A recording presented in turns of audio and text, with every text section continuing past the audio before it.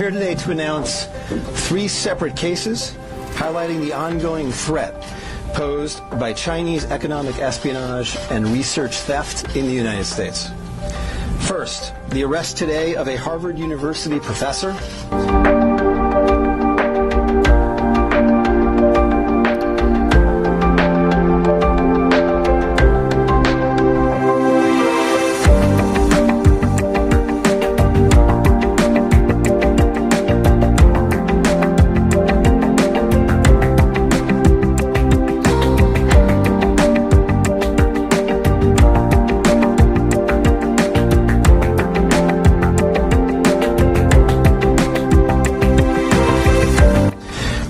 about his participation in a Chinese foreign recruitment program.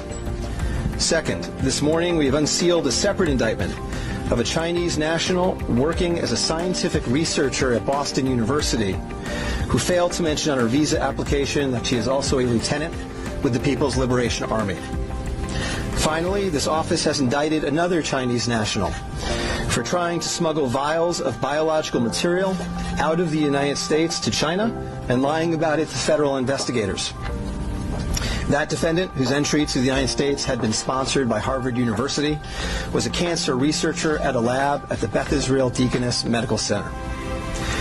So, this morning, the FBI arrested Dr. Charleslieber, the chair of the Department of Chemistry and Chemical Biology at Harvard University, for making false statements regarding his involvement in China's Thousand Talents Plan and his affiliation with the Wuhan University of Technology. The complaint alleges that Dr. Lieber signed a contract with the Chinese university in Wuhan and was paid up to $50,000 per month, plus up to $158,000 in living expenses, and awarded more than $1.5 million to set up a research lab at the Chinese school and work there on researching nanotechnology. Lieber also joined China's Thousand Talents Plan, according to the complaint, a Chinese government-run program designed to entice scientists and researchers in the United States to share their research expertise with China. At the same time, Dr. Lieber was receiving U.S. grant funds from the Department of Defense and the National Institutes of Health. National Institutes of Health spends up to $39 million a year funding medical research in the United States. Those programs required Dr. Lieber to disclose if he was working with, including receiving funding from, any foreign power.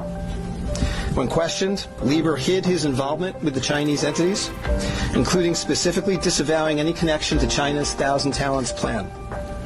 Meanwhile, based on the complaint, it appears that China paid Lieber hundreds of thousands of dollars over the years for his involvement with the Chinese entities and for his work on research for Chinese gain.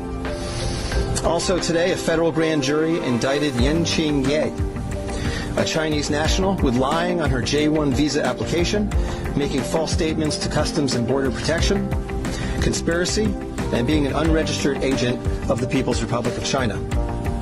According to court documents, Ye is a lieutenant in the People's Liberation Army, but she concealed her military connections while employed as a researcher at Boston University's Department of Physics, Chemistry, and Biomedical Engineering Center for Polymer Studies. The indictment alleges that a colonel in the People's Liberation Army and other military officers from the Chinese National University of Defense Technology gave Ye numerous assignments while she was in the United States, such as conducting research, assessing U.S. military websites, and sending documents and information back to China. In April 2019, Ye was questioned by customs officers at Logan Airport on her way to China. According to the indictment, she lied about her involvement with Chinese military projects. A border search of her electronic devices showed that Ye had compiled information for the People's Liberation Army about 2 U.S. residents with expertise in robotics and computer science. Lastly, last week this office indicted Zheng Zhaozhang, a Chinese national sponsored by Harvard University who was doing cancer research at the Beth Israel Deaconess Medical Center. Zheng was charged with attempting to smuggle to Beijing vials of biological material, along with other research materials that he had stolen from the lab at the Beth Israel. where Zhang was working on cancer cell research. Before he boarded his flight, customs officers discovered 21 vials of biological material in a sock in his baggage. When confronted by the officers, Zhang initially lied and said he was not traveling with any biological or research materials. Chemistry, nanotechnology, polymer studies, robotics, computer science, biomedical research. This is not an accident or a coincidence. This is a small sample of China's ongoing campaign to siphon off American technology and know-how for Chinese gain. Recently, Attorney General Barr referred to China as this country's primary rival. Similarly, FBI Director Chris Wray recently told Congress that right now there is no country that poses a greater counterintelligence threat to the United States than China.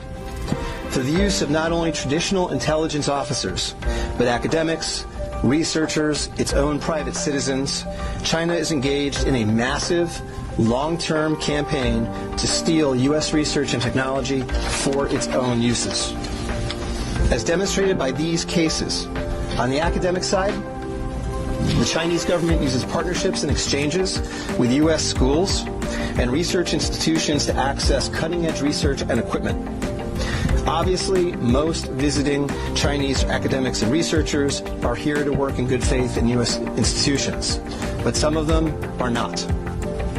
Some number have been incentivized by the Chinese government, either through the use of money or other means, to gather U.S. research and smuggle it back to China. Because of the sheer scope of this threat, a year ago, the Attorney General created the China Initiative at the U.S. Department of Justice, designed to prioritize and aggressively prosecute Chinese economic espionage and theft of intellectual property. The cases we are announcing today are part of that effort. Boston is an especially attractive target for this kind of exploitation, and universities and research institutions and tech companies in this area must become sensitized to this threat. Our community benefits greatly from the diversity and talent of international visitors and our partnerships with foreign institutions, especially research institutions. But Chinese economic espionage and theft is a real and daily occurrence that we must begin to confront.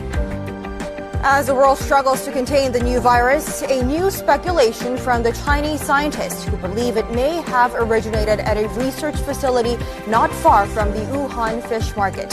While they say more research needs to be done to find solid proof, such labs are known to contain disease-ridden animals, including hundreds of bats. Our Kim Hyo-sun with the details. Amid the continued spread of the COVID-19 virus, there's rising speculation the virus could have originated from a government laboratory in Wuhan rather than the widely held belief that it emerged from the city's Huanan seafood markets.